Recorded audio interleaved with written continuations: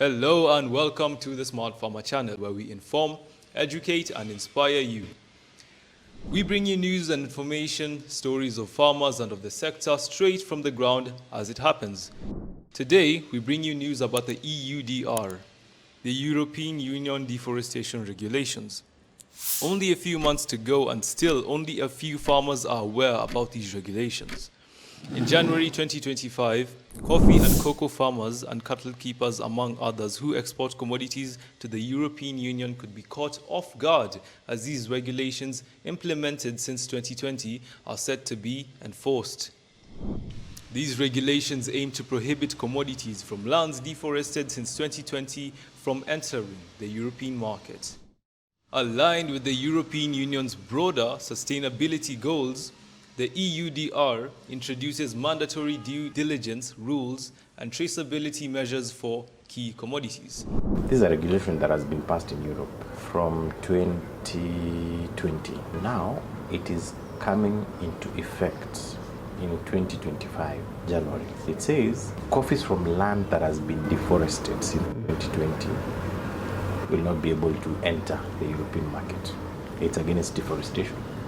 And as much as you want to make an economic living, it should not be at the expense of the environment. We have just woken up and realized that 2025 is just next year. Given that Europe takes about 55% of our coffee, we're in that space and we have to comply. We are going to see a lot of shift in how we comply to this in terms of the location. How are you taking care of the environment and how we are producing the coffee? Is it sustainable? Is it climate smart? And meeting the regulations that the EU has set as a standard. It's of course going to change the way you do things.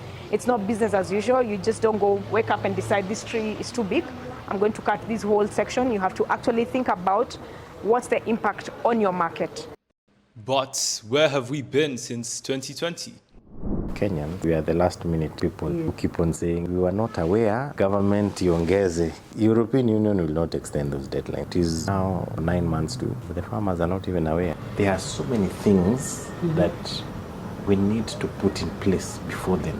To demonstrate compliance, coffee operators and traders must provide detailed information on the producer, production plots, and the geolocation coordinates.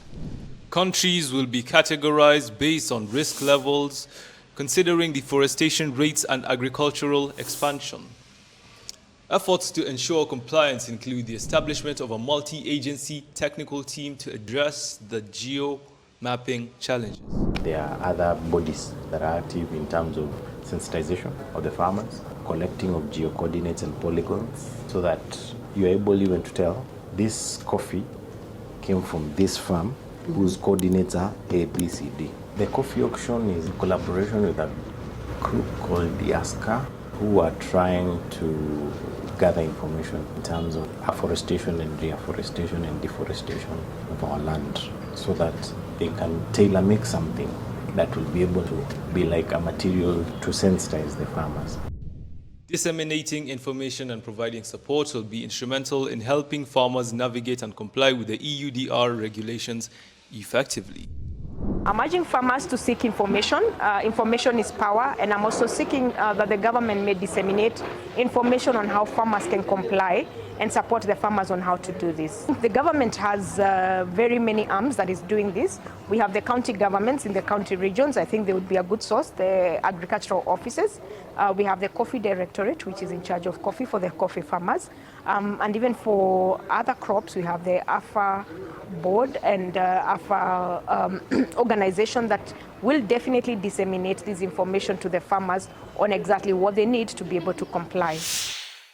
With the deadline approaching, Kenyan farmers must swiftly adapt to meet the requirements, ensuring their products remain competitive in the global market. Make sure to subscribe for more updates on how Kenyan farmers are navigating the challenges of the global market.